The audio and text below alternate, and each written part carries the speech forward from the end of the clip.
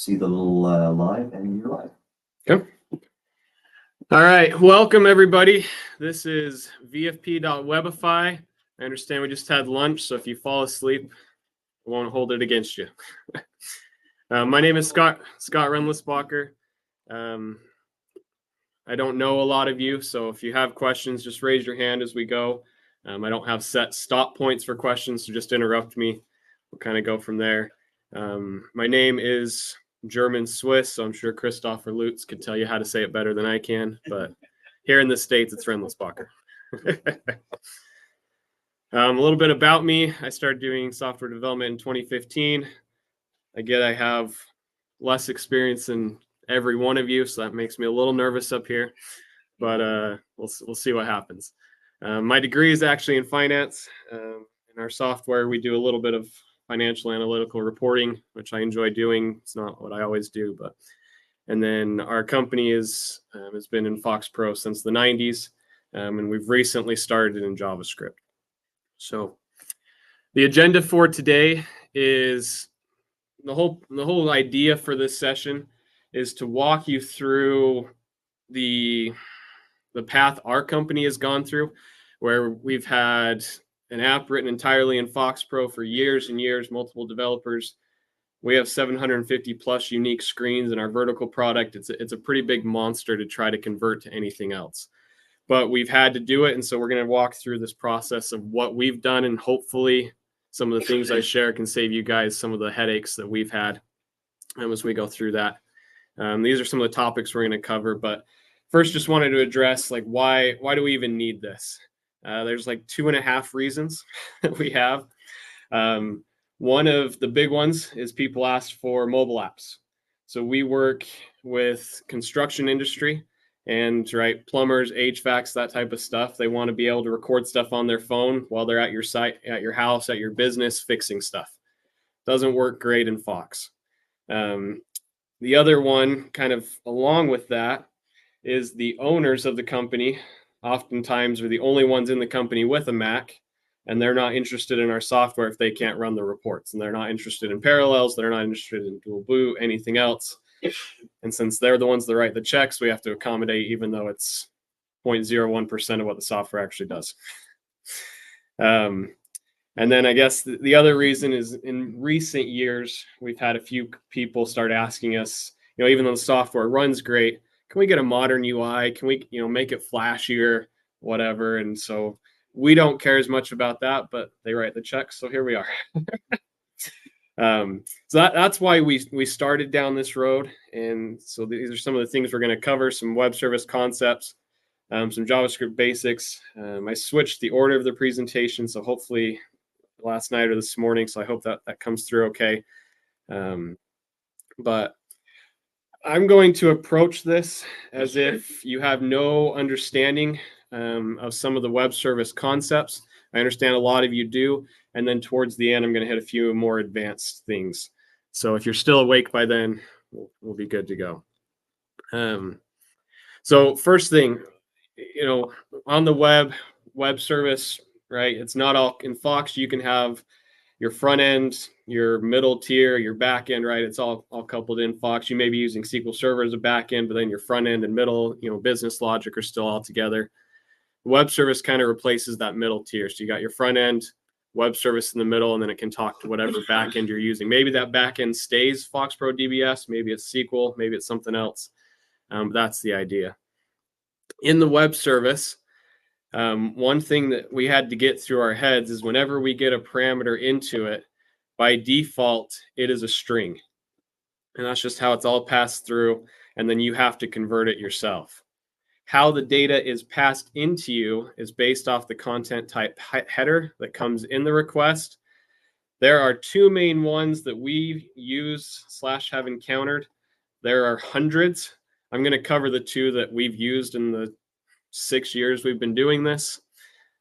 There's probably more, but I figured 2 in 6 years is probably fine. One is application X www form URL encoded. Very simple. Variable name equals value, ampersand delimited. Works very well with Rick Strahl's Web Connect, which I'm going to be covering here in a little bit. The other one we've had to use is application/JSON. You pass it in as a JSON string.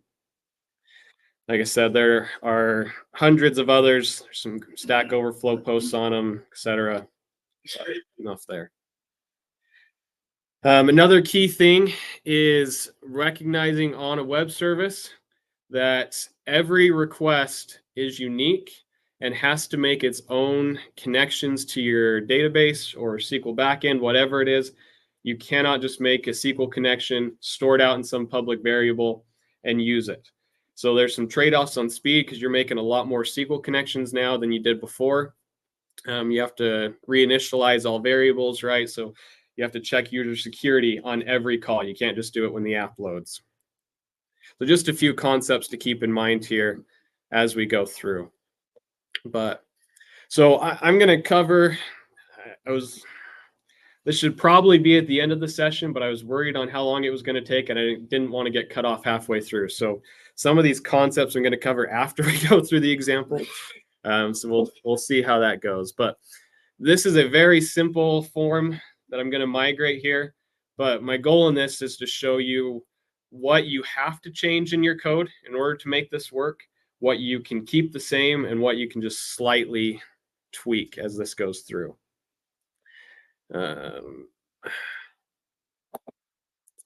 Scott, are you showing us something that doesn't require a product on the web server itself?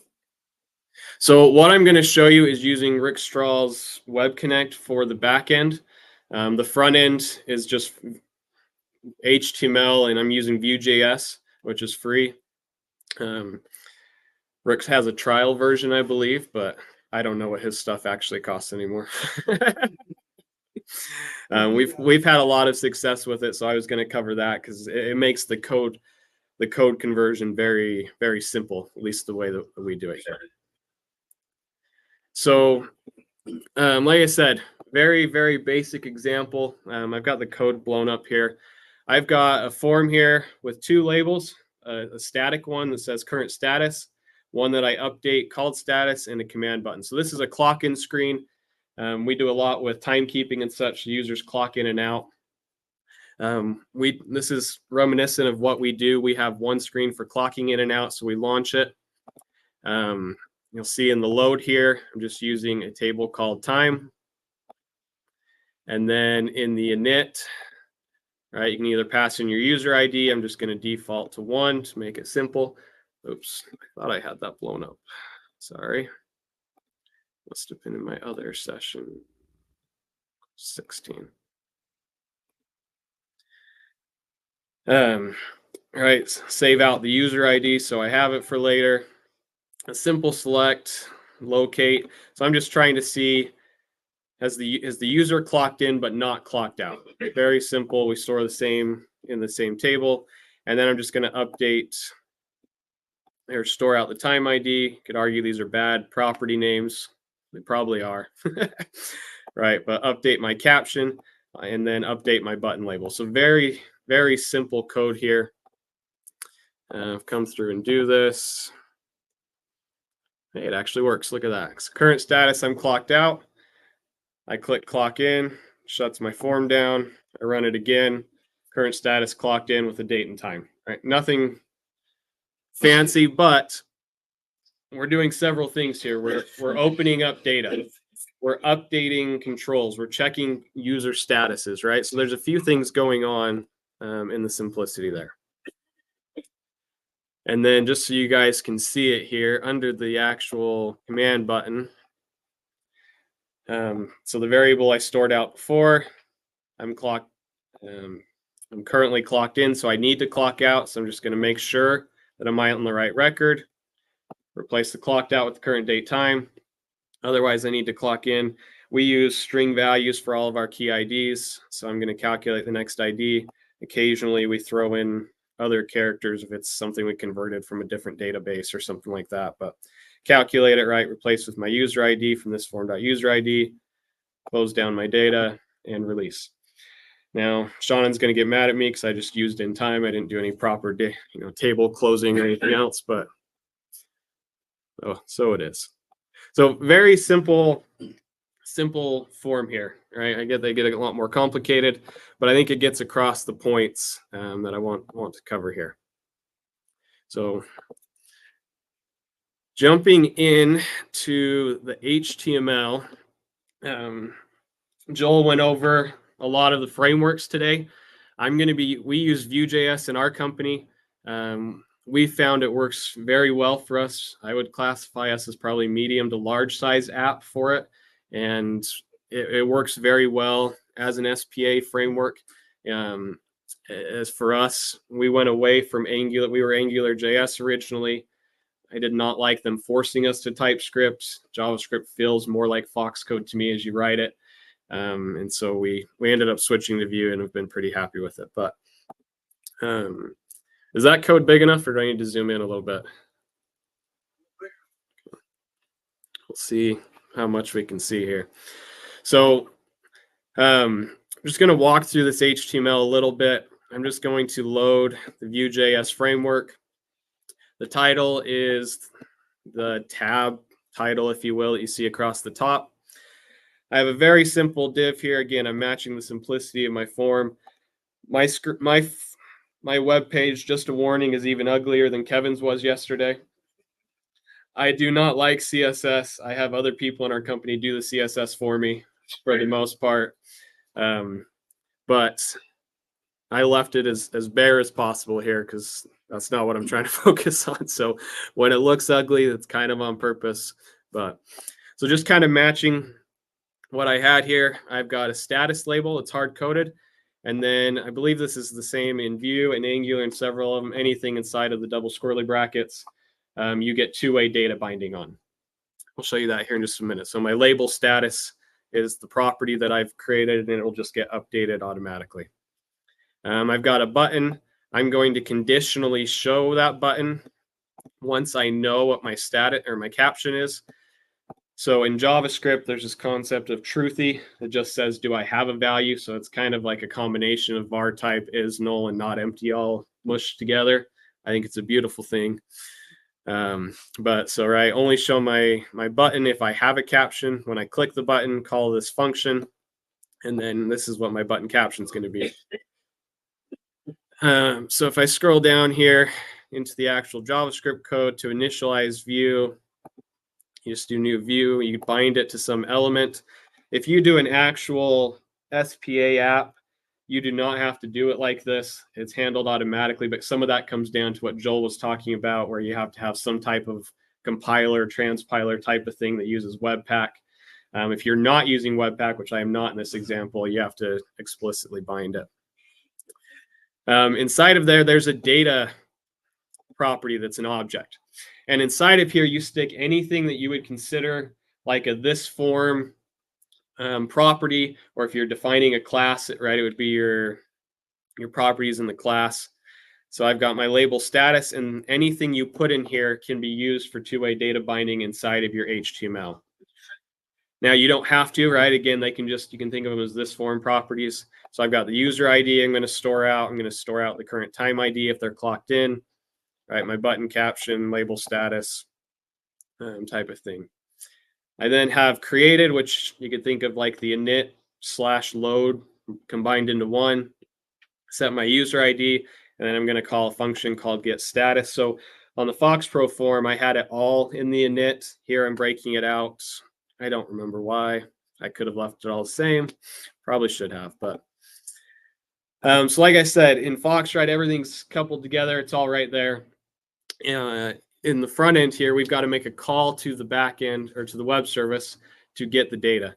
So I'm going to do a simple fetch, pass in the user ID as a parameter.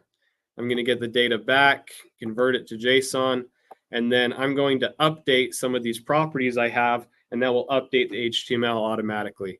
So I think frameworks are a great way to go. They make life a lot simpler. You don't have to do a lot of the coding like Kevin was showing us the other day. The downside is when Vue updates from Vue 2 to Vue 3, they introduce breaking changes, and you've got to go fix it. It would be nice if everybody was as backwards compatible as Fox, but nobody else seems to care. They all seem to take after Microsoft, and the faster you can kill it, the better. So what does this look like? Okay, so if I jump into my code here, hopefully that one's big enough. Some of this stuff is specific to Web Connect. I'm not going to cover that a whole lot. It just means I'm going to send down a string and it's not going to touch it. There's some ways to get parameters. Like I said, everything in the web service comes through as a string by default. And so to simplify that, I wrote a wrapper method around some of Rick's stuff called getParam. And I just made it so if I need it to be a numeric, I can pass in an N and it will auto convert it for me. That's all it really does. Other than that, his defaults work great, but I can pass in different data types and have it convert it for me. So I'm going to open up my DBF here. I'm going to create the stuff that I'm sending back. Right, the things that I did in the init on my form here.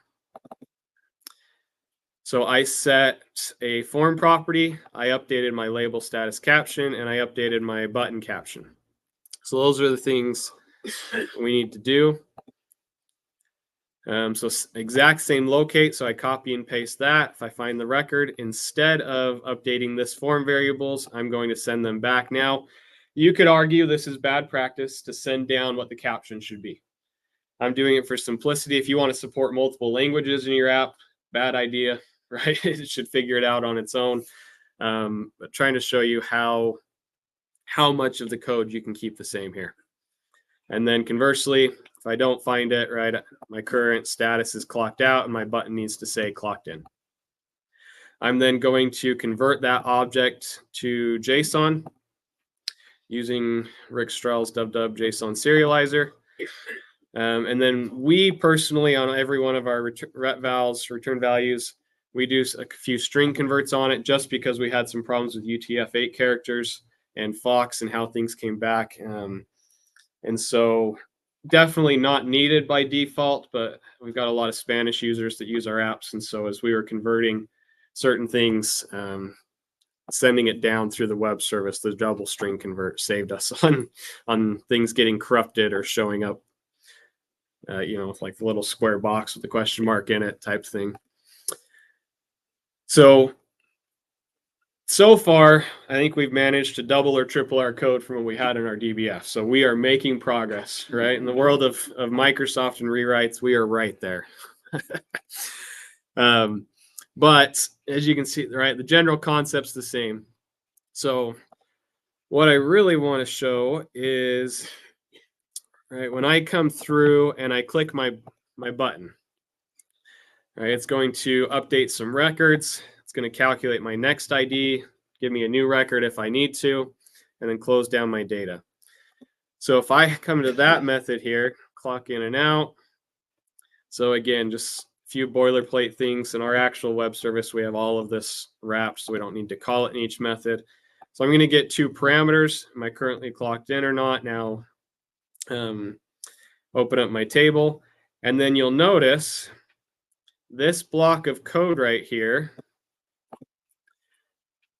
is the same but different as this block of code on the form. So what I mean by that is it's identical, except I did a find and replace, and anywhere there was this form, I replaced with m dot. So as you know, as we get into more complicated methods, we found in our app, we can literally copy and paste most of our code. We do a few find and replaces for things like this form, and the rest of it just runs. And there's literally no conversions we need to do. Now, there might be something at the top where you need to make sure your data is open, but in your actual business logic or things like that, we have to make, like I said, very little changes with a find and replace. So that has helped us speed up development time substantially. Now, if I actually run this, we'll see if it works. I'm using the same Go Live extension Kevin was yesterday, and of course that opened on my other browser. It would help if I told this to run.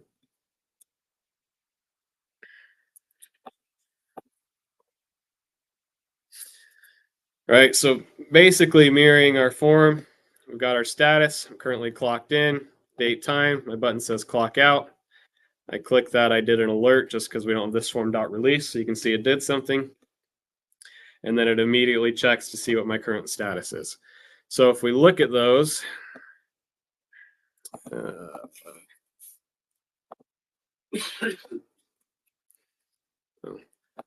one supports zooming in, right? But fairly simple, fairly standard. I did zero formatting on both, but you get the idea there. So if it's UI related, there's a little bit more refactoring you have to do. We don't normally send down the captions like I did here. We just have the front end decide because we support multiple languages. But your actual logic on deciding, do I clock you in or out, right? Do I need to do something with this? It's your birthday. I need to send you something special, which apparently Southwest Fox is birthday central. Right? You can copy and paste most of that code. So let's go ahead and shut that down. Come back here. Any questions on that? Okay. So something that we have run into. Now, I warned Joel I was going to do this. So there's standards in the web, right? There's material design. There's things that are best practice. What we've found is our customers don't like best practice. And so what I mean by that is they're used to a desktop application, right? They're used to having 4 screens open at a time. They don't want to open another tab. They don't want to, right? You get on a lot of browser or Finder screens, right? You got your list of customers. They don't want it to load 10 records and they click next looking for it, or they type and they wait and there's some delay. They don't like that. And so what we found is, right, especially in some of our financial reports, they've learned, hey, if I scroll 3/4 of the way down, I'm right at the data I want. Right? I don't have to search it. And so they just start dragging the scroll bar. Well, the problem we were doing kind of load as you go, like Joel showed, right? You scroll so far, 80%, it loads the next set of records. And they didn't like that. So what we did, coming from a Fox background, is we said, great, let's scrap web standards and let's code it like it's a Fox desktop app. So then we run into problems where we're trying to send 1,000, 2,000, 8,000 records down, and they say, now it's too slow. And we said, well, which one do you want? Right? Well, they said, well, we want this, but fast. So we kind of scratched our heads a little bit, and so kind of came up with some compromises. But what we found, right, is you're sending down these large chunks of data, the JSON just gets huge, right? You've got the field name repeated on every single record. You've got you've got some table you're trying to send down. It's 10 fields wide times 2,500 records, right? You've got, do the math, a lot of records. And so, and a lot of bandwidth that's eaten up just by repeating the field name over and over again. And then we found as well, the native browser JSON.parse works, but it gets very slow with that many records. Definitely was not designed with that in mind. And like I said, it eats up a lot of bandwidth and such. So what we found is that we can do CSV files instead if our JSON gets so large. And what that gives us is fewfold. One, it is astronomically faster in sending down the JSON for large amounts of data. 2, you can let IIS handle it. So Fox, even in Web Connect, has its 16 meg string limit. So if you try to convert something to JSON and you have your string that you're trying to send back, it's going to crap out on you and crash. Where if you just do, right, copy to type CSV, send down a little download path of that file to your client, you can pull down that CSV file. IIS will ship it down to them in a heartbeat. And then you can, we actually found some, well, I ended up writing my own CSV parser because I couldn't find one that I liked. It kept converting. Like I said, we do the string key IDs, and it kept stripping off our leading zeros and such. And so I ended up writing my own. But with that, we are able to get 16,000 records down to the client in 1 second. And so my CSV parser, I think, was 16,000 records, took 0.7 seconds or something like that, right? And so all of a sudden the clients are happy because they're saying, hey, it loads like my desktop app, and I can type and filter. We have multiple filters on things on most screens. I know Joel showed right where it searches one, which is phenomenal. I think it's great because they don't care where they're at. The problem we have in construction is like, hey, I need to search this job. But I worked for 3 different, I'm a subcontractor of a subcontractor, and I worked for all 3 of them on the job. So I need to search for this job plus this customer. So they kind of needed a multi-filter, if you will. And so we were able to make our app feel more like a desktop app. So they were more willing to migrate because it was faster and felt like what they were used to. So yes, we broke all of the standards, but it's what people wanted. So we considered that a win. Any questions on that? Yes. Yep. So let me show you an example of that. That's a great reminder because I forget to jump around. So what we end up doing, the question is, do we handle the CSV as a download, right? Right. Yeah. Okay. So this is a long answer with a simple yes. So I did not write this screen in Fox, but it would give you an idea. So if I wanted to view my clock in history, right, it's all in my timetable. I just want to go in and look at that. So I'm going to do a simple table. Again, I have 0 CSS on this, very basic HTML tags. We'll hire Kevin later to make it look nice for me. Right, time ID, user ID, clocked in, clocked out. And then in Vue, there are several of the frameworks. You can do some type of for loop in the HTML, loop through whatever your variables or properties called, and then you can display your data. So I have a time array that it's going to loop through and such. So basically what I do to answer your question is I'm going to make a fetch to my Web Connect endpoint, and it's going to give me something back. And one of those properties that's going to come back is a download path. I'm then going to do another fetch on it. I'm going to convert that to just a string, so text. And then I'm going to call CSV to JSON, which again, I wrote. It's included in the sample files. You guys are welcome to it, tweak it, don't use it, whatever. We've been very happy with it. There's a lot of code in there, so I'm not going to go over it right now, but it works very well with Fox data. So to answer your question, yes, we send down some type of download path. We do another fetch on it. We let IIS handle sending that file down, and then we go on our merry way. And because time is declared as a property or under my data, when I update that, it's going to automatically update my HTML here. Now, I will show you that in just a minute. To display it, yeah. So, yep. So this is what the back end looks like. So I make a call because my data is not there. So I need to get my history. All right. So I'm going to grab what user they want the clock in data for. I'm going to have some date range they want it filtered for. So I said we send a bunch of data down. We do. It's normally date driven.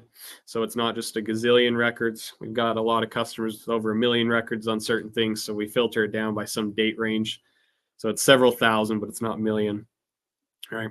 So I'm just going to grab time.star for my user ID. Between that, I'm going to declare some lovely temporary CSV file. So it's my folder Southwest Fox temp docs, time_user ID .csv. Now I should probably have a better file name that describes the date range or something, right? And then I'm just going to copy to type CSV, and then I return the JSON string with a download path, which is right here. Now, the download path is not the full path because the front end does not need to know your file structure on your server. It just needs to know the path relative to your URL and where that points. So basically make a copy it to CSV, and send down the relative path to where IIS is configured. Any question? Yeah. Does the browser pop up any kind of window that shows the download activity like any other download would be, or? No. So the question was, does the browser show any type of download dialog box or spinner, right, saying it's downloading a file? The answer is no, because you're doing a fetch on it. And so at the end of the day, it thinks you're making an API call, not a download. And so because of that, you just get the raw string back, and it does not. Now you can do things to then download it to the client if you wanted to or such, but no, it is not. Yeah. Any reason I don't use XML? A lot of it comes down to the same problems that we had with JSON, where the tags bloat up the amount of data that we're sending back. And so the CSV is very clean and limits the bloat, so to speak. So yes, that introduces the possibility of misinterpreting a data type, right, or things like that. Luckily, because I wrote the CSV parser and I write Fox, it was very easy to kind of interpret what it should be. But that's why we do not use XML. It's just the bloat on it. It's double the bloat JSON had, because you got closing and ending tags compared to just the field name. I have pages where I use XML, and for some of my larger clients, it basically just. Yeah. For those. Yeah. So, all right. So I will show you that screen here in just a minute. It does not work great in the Go Live server, because when Fox is accessing this and writing the temporary file, it keeps thinking there's a change, so it just flashes the screen. So I'll show you that here in just a minute. But so that's one way we've managed to kind of make it feel like a desktop app, and set, let their filters work like they're used to. They get a large amount of data back, right? A lot of our users in the construction industry, right, they'll tell you right up front they're not tech savvy. They'd throw the computer through the wall if they could, but they know they have to have it. And so, right, the easier we can make the transition to the web, the better, and it keeps the owners happy there. So, any questions online? Good. Okay. All right. I've got to remember which one's that. So,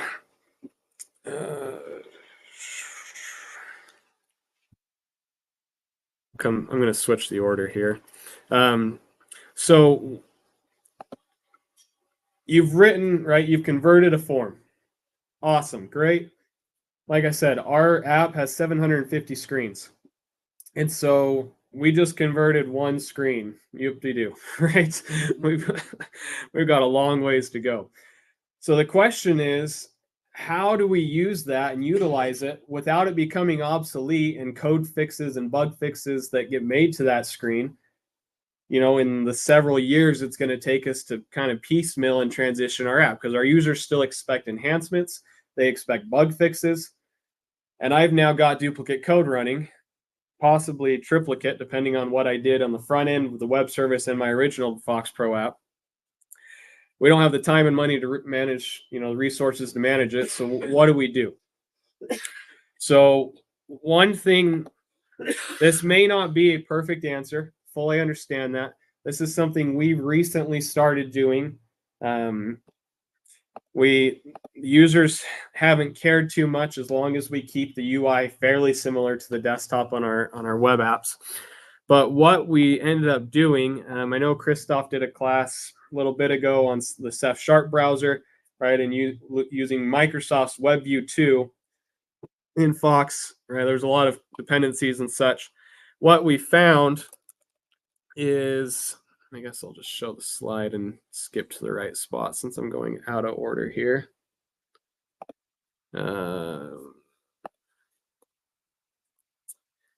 What we found is there is a product called AntView, and he has written an ActiveX or OCX control around Microsoft's WebView 2. It is surprisingly simple to use. It costs like $200-300, and for the fact of not maintaining the code has been well worth it. There's 2 files that ship with it. There's the OCX, and he's got a DLL. You register the OCX, you put it in your directory. Very simple to use. And then it just loads Microsoft's WebView 2, which is installed by default since the Windows 10 2018 update, I think fall. So it's been around for like 6 years. We have not hit a user yet who does not have it. WebView 2 is not installed by default on Windows Server. So if you're running a terminal server or something, you might have to install it. It's not a problem for us, but Windows Home and Windows Pro have it installed by default since 2018, and Windows 11 just comes with it. So what does this actually look like? I said it's easy to use. I have a lovely form called Clock In Web here. So what we did is we grabbed his OCX control, stretched it to basically the whole form, dropped it on there, and added a close button. That is our UI on that screen. And then what we do is inside of the init, oh, of course that one's not zoomed in.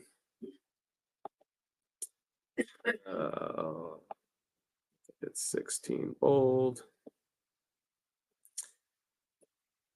So this is a comment I got from, I always say Will. I'm told that's wrong. It's supposed to be a V, but so there's a lot of things on here. In Fox, you must set events use hexadecimal to true. Something to do with 64-bit on how it actually works behind the scenes. He's got to convert to 32-bit, so events will fire. But if you want to, you can get notification on when a page loads. You can post message. You can get really fancy with it and post messages back and forth. But the simple use here, I said make visible true. It takes somewhere between 5 to 10 seconds for the WebView to instantiate. And so what we've done is we just have a form that we load basically invisible when our app loads, and then when we call the same form over and over again and just make it visible. But you init his WebView, you pass in your license key, and then you tell it to navigate. And it can navigate. I have yet to figure out the Fox registry setting to change in dark mode my URLs, but it can register, it can navigate to either a file on disk or an actual HTML page. And so if I was to come through and do this,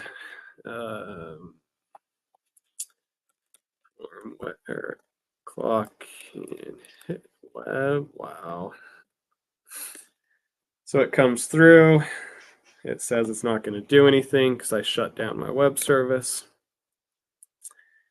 right? But it loads identical to what I had in the web page.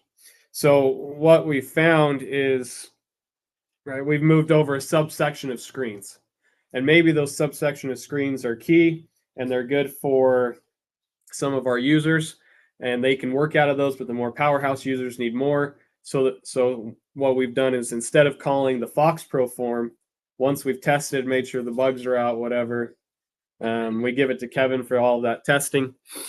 And then we come through and we just start, instead of saying, right, basically inside of the init of do form clock in, we just instead reroute to our WebView screen and load the code.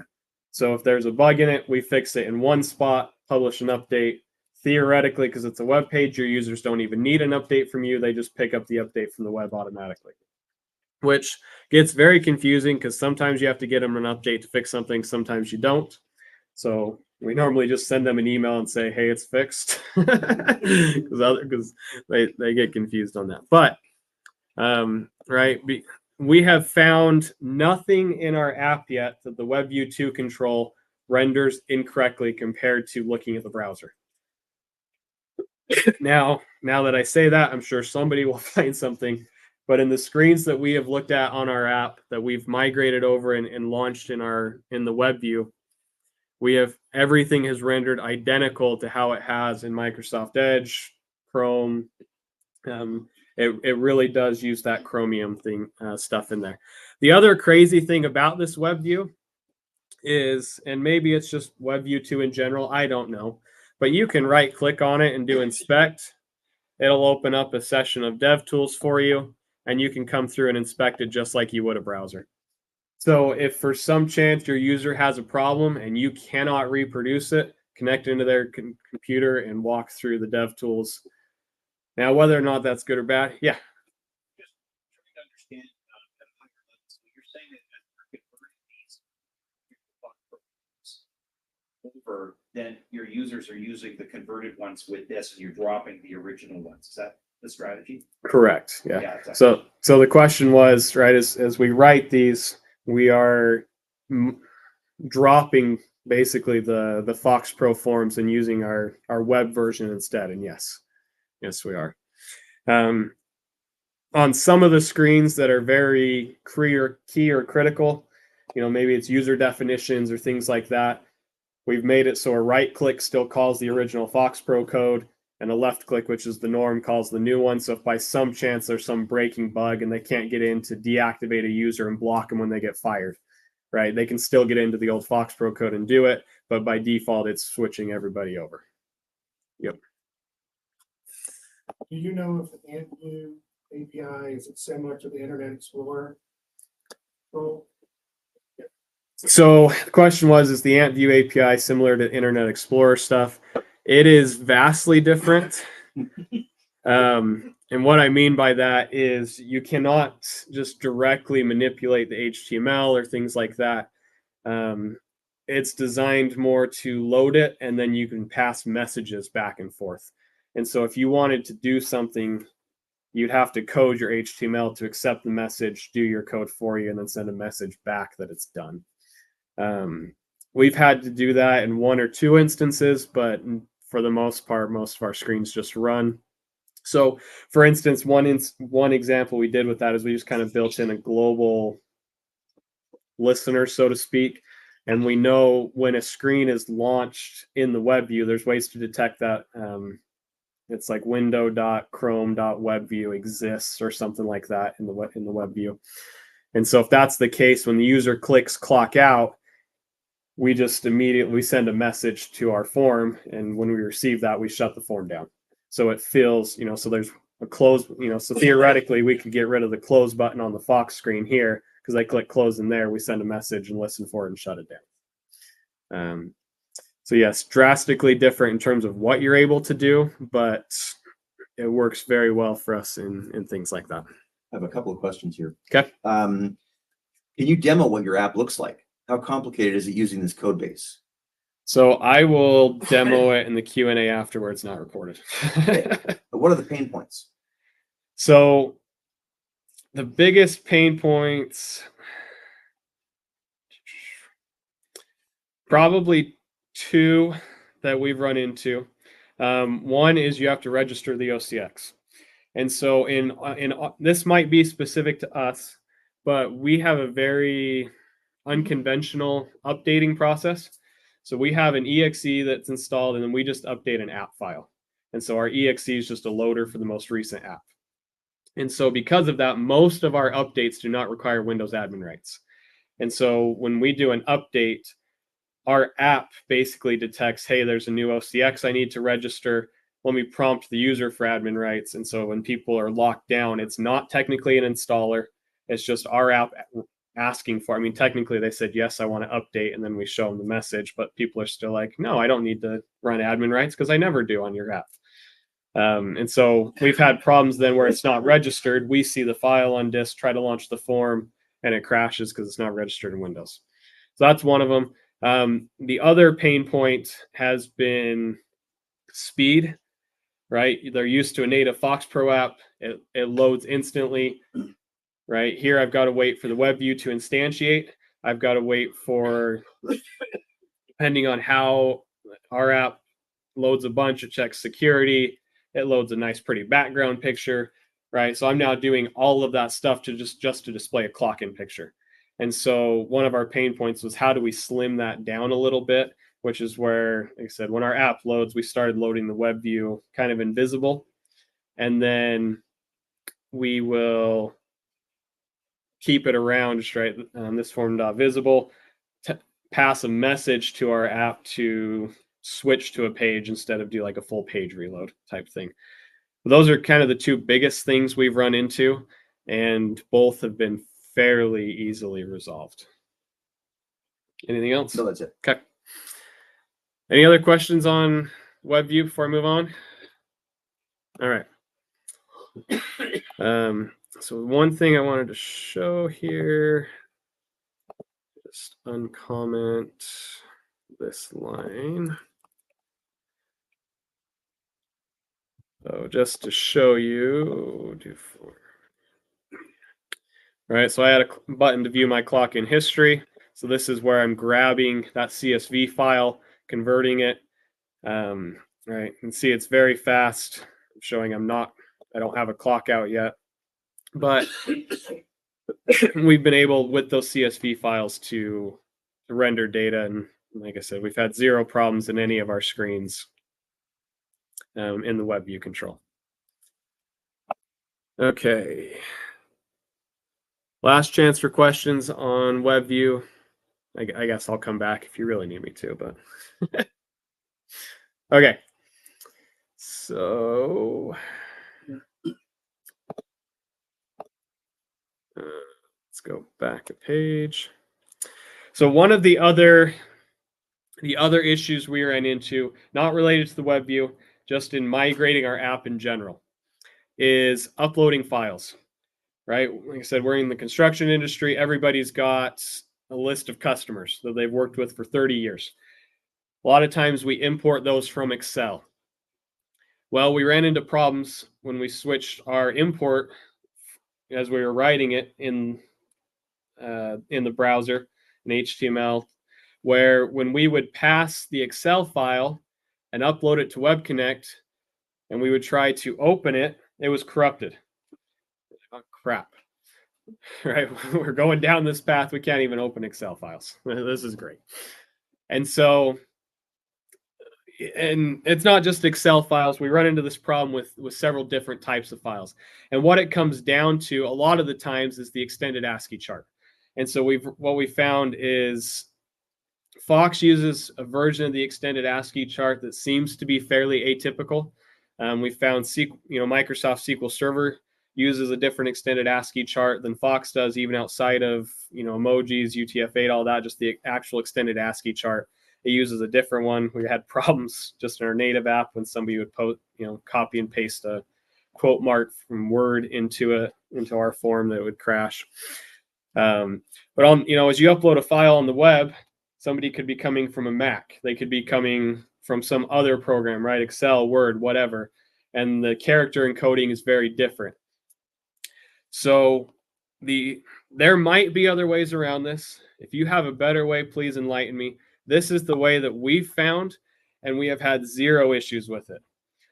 But we've found if on the JavaScript side, when they click, upload file and it passes it to your JavaScript, which I'll show you in just a second, if we just immediately convert that to base 64, transmit the base 64 up to Fox, and then do a string convert on it to decode back, we've had zero issues with corrupt files.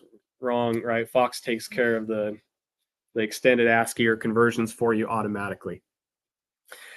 The only downside to this is whenever you go to base 64, the file seems to get about 1.3 times bigger.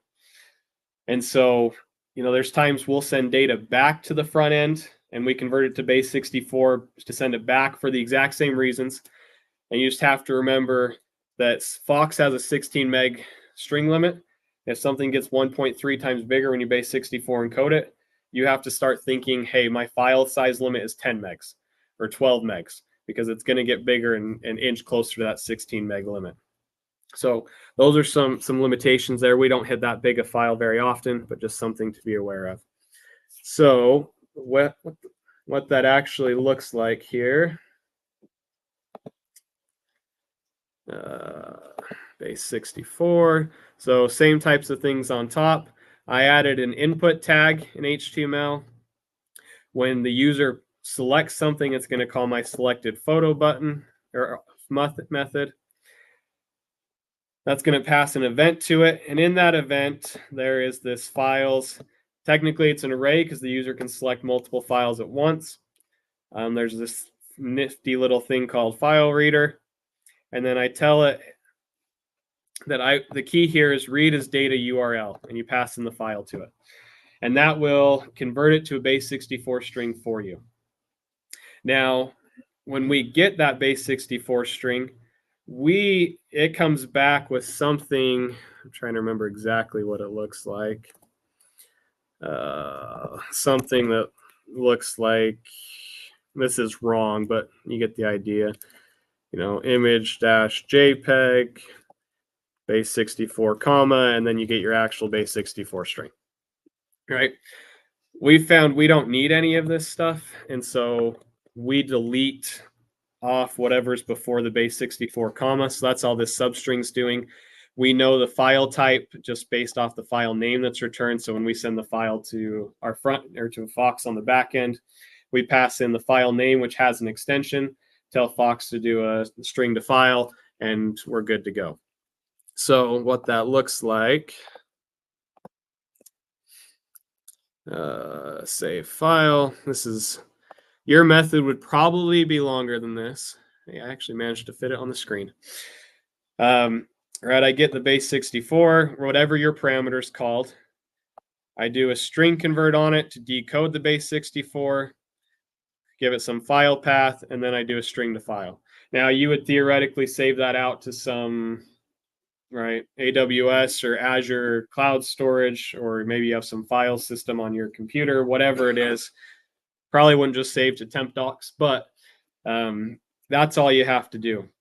And so what we found, no matter the file extension, if we do that, we can then open it up. If it's Excel, right, we use the VFPX Excel workbook because we don't have Excel installed on our web services. Or if it's a picture, whatever it is, you can come through and now manipulate that file, and you're good to go. Any questions on that? Okay.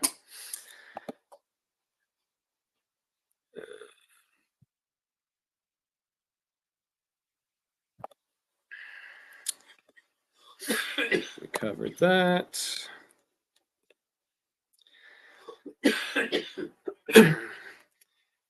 So I'm going to switch gears a little bit. And so my goal with this is to hopefully save you guys some time and effort. These are things we've banged our head against the wall for hours or days. And it's like, you know, if somebody would have mentioned something in passing for a minute, right, it would have saved us. So hopefully some of this helps out. Like I said, I'm kind of approaching this where maybe you have zero to a little bit of background in web or JavaScript. So I'm going to cover some JavaScript basics, and then I'm going to cover, if I have time, some things at the end on some more advanced JavaScript things, like how can you mirror buffering in JavaScript? How can how can I manipulate some of the base classes in JavaScript to make it behave more like Fox and give me some functions like Fox or things like that. So again, just some basics. I think groundwork's important, right? In Fox, we've got public, private, and local data types. Pretty simple. Well, in JavaScript, you have var. And that was around for, I don't know, since the beginning of time, whatever JavaScript considers that. By the way, it's 1.1.1970. Always throws me because we use 1.1.1900 in our database for empty, and now we have to account for that.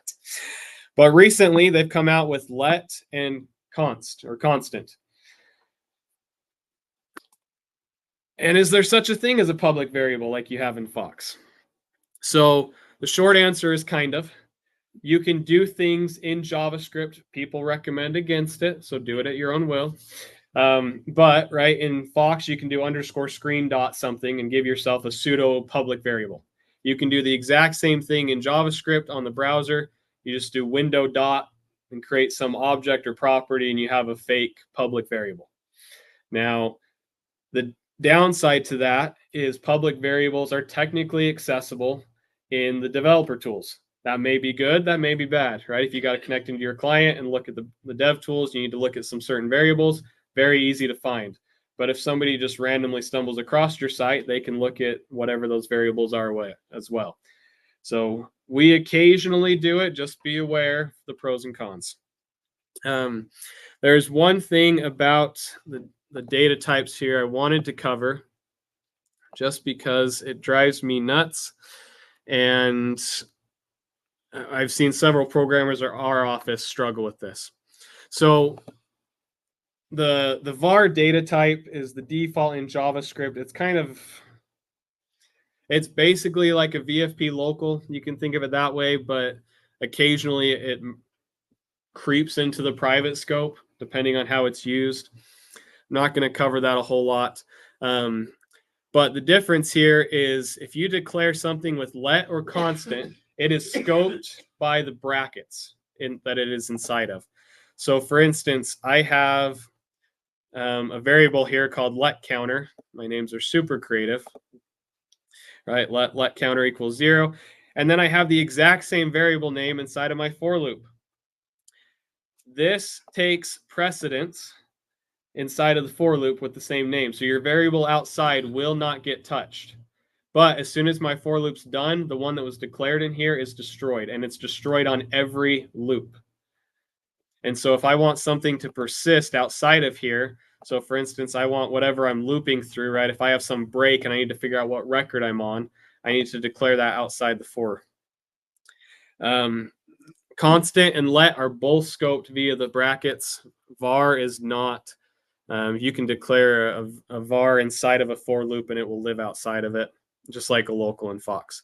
Now, what I wanted to get into was constants here. So they say constant, but they kind of are. It's a variable masquerading as a constant that sometimes decides to change its identity.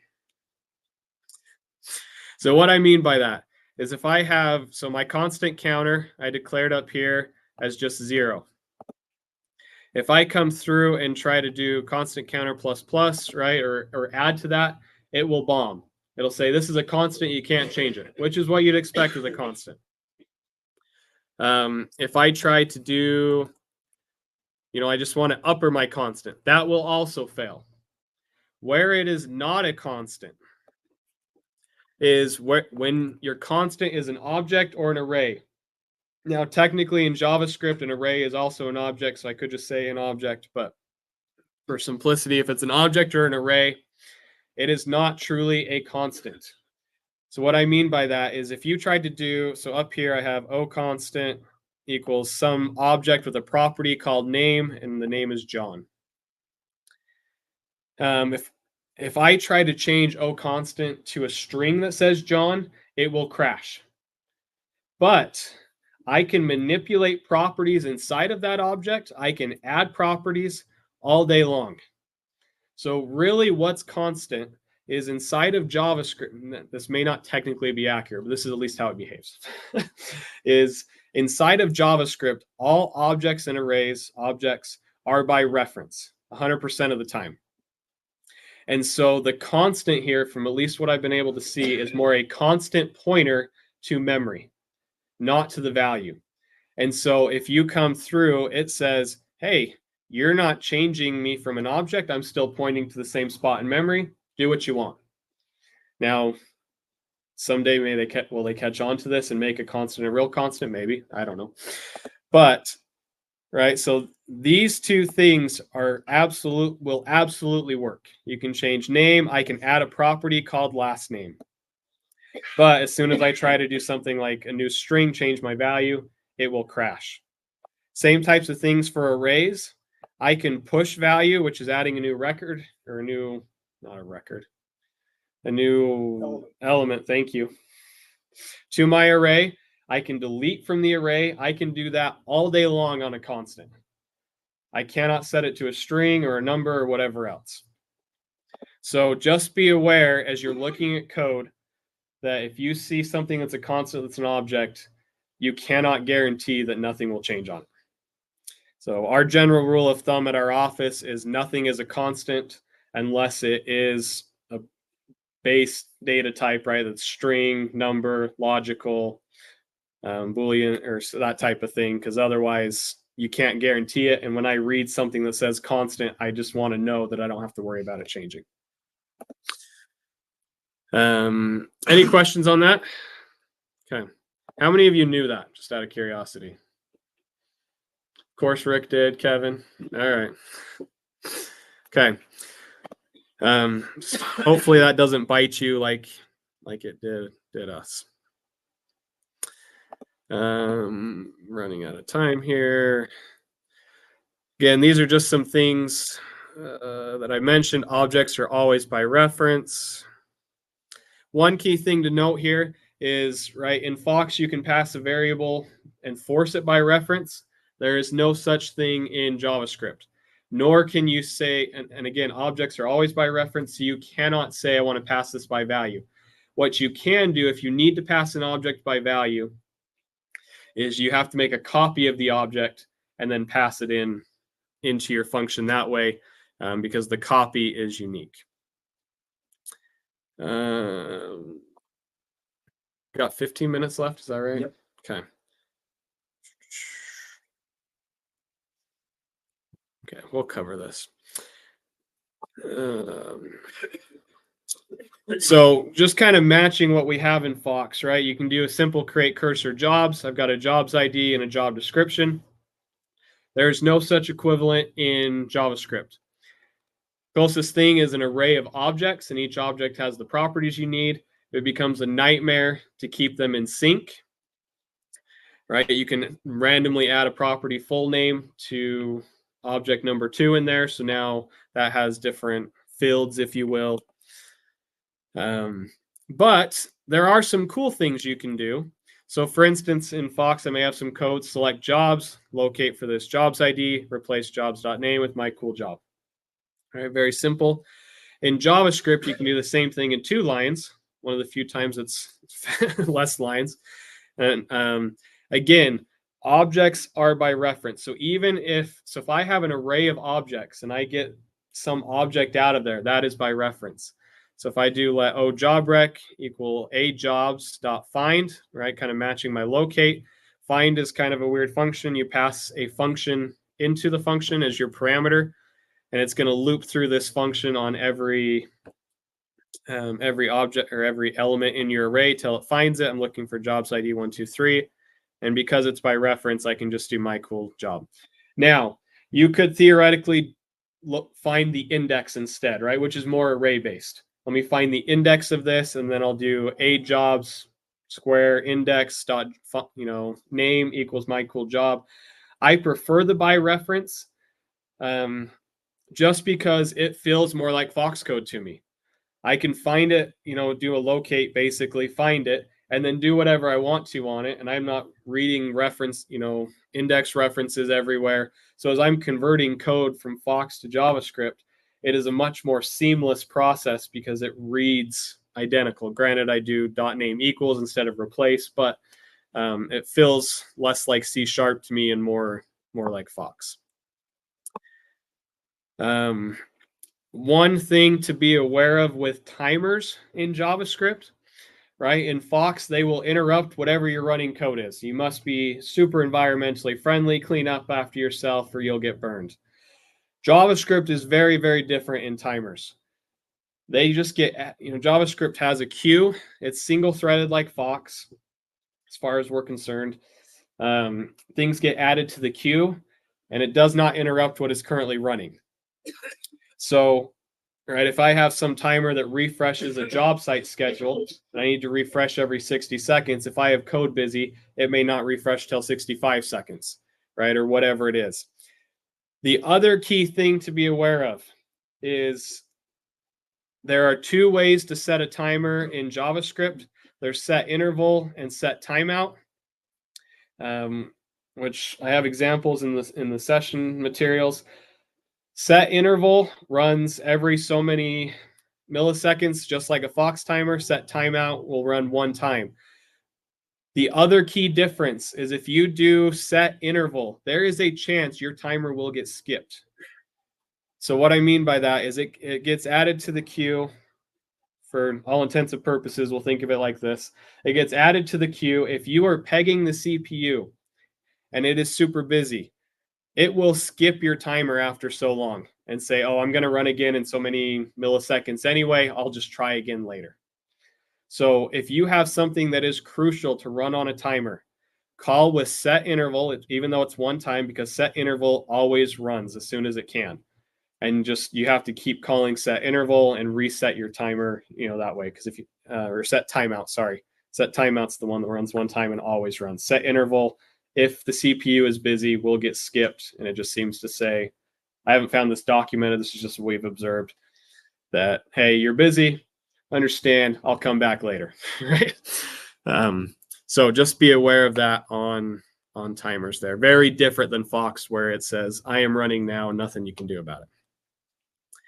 I'm going to skip that.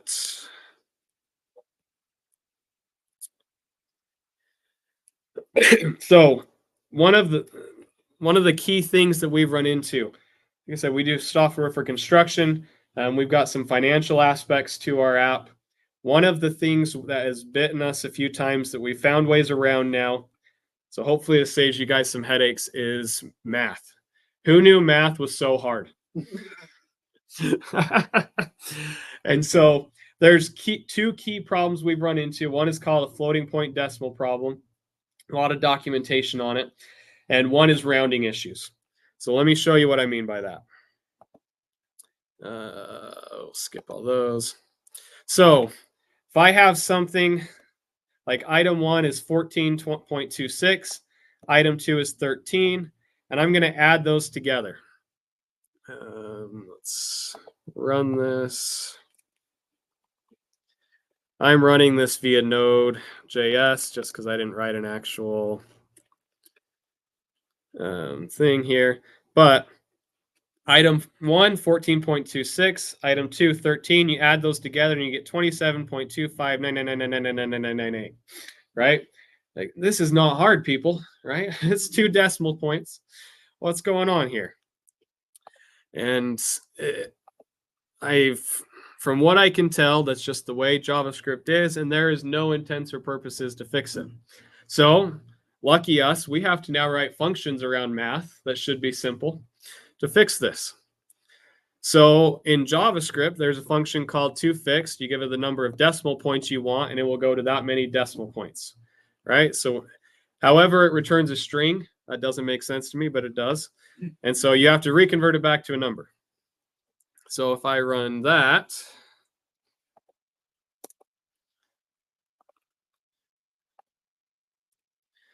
I now get 14.26 plus 13 is 27.26. Great, at least there's a solution, right? Well, kind of. Just comment that right now. So the problem we have is toFixed does not follow normal rounding conventions. It rounds up at 0.6 instead of 0.5 like everybody's used to. Like, well, what good is that? Right? So we come through, we run this, and if we had toFixed on 2, 385 becomes 38. If I did 386, it would round to 39. Okay, so that solution doesn't work. All we want to do is add some numbers, people. So what we found, and I take no credit for this, I found it on Stack Overflow, but we have had 0 problems with it. Is that we ended up writing this function called round, and you pass in the number of decimal places you want to it. Again, I take no credit for this, but somebody wrote this thing that's stupid that we need, and it comes through, and it always rounds correctly. Don't ask me to fully explain it to you. I understand about 80% of it. But it's one of those super high voted up on Stack Overflow, so the guy's got platinum status or whatever, right? But it will round quickly. Yeah.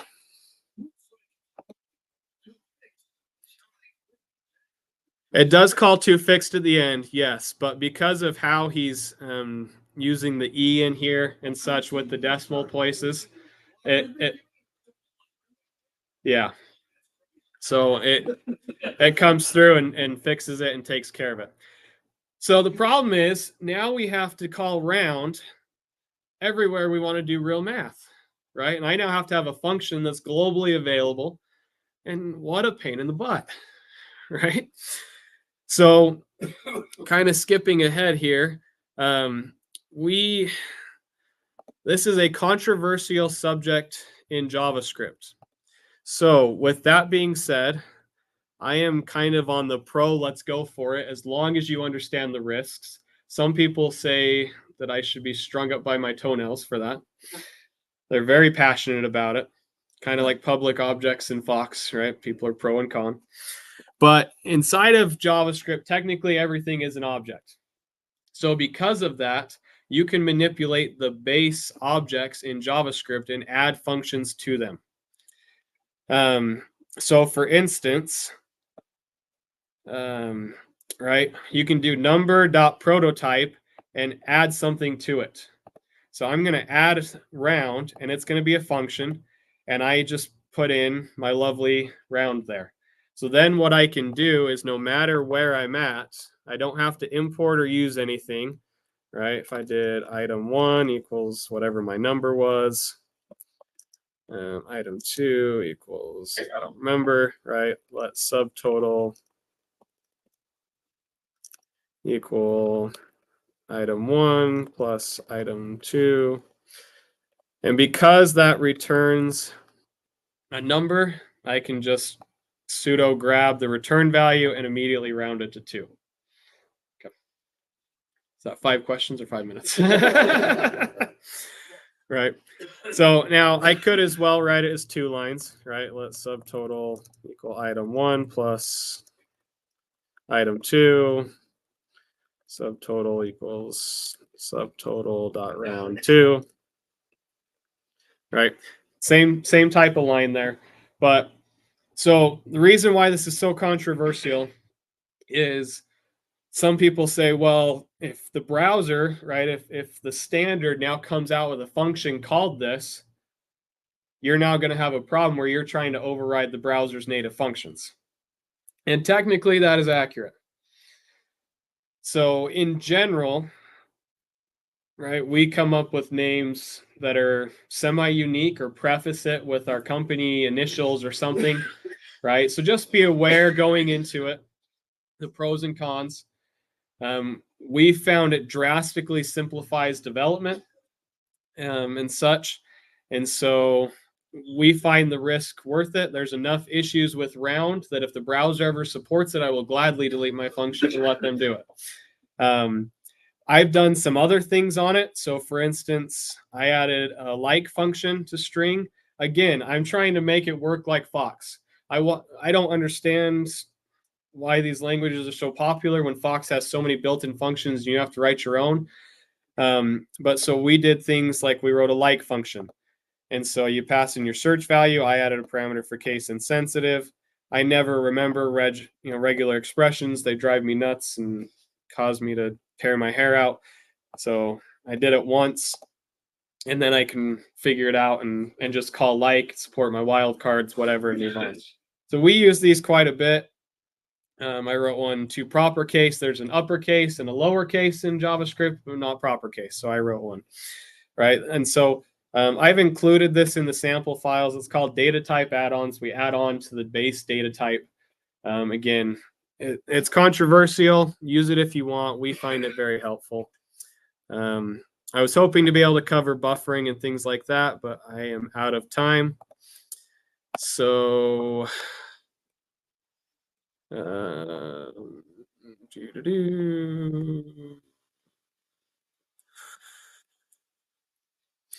in summary, what we covered today was a few basic web service concepts, right? Everything's a string, some things like that, how it's scoped.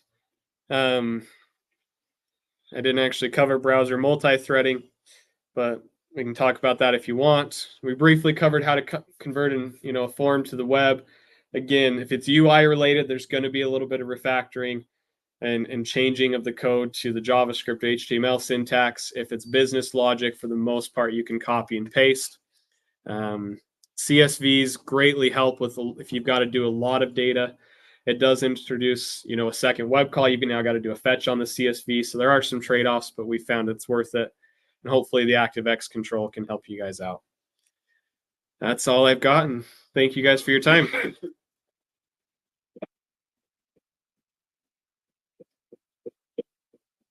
You now.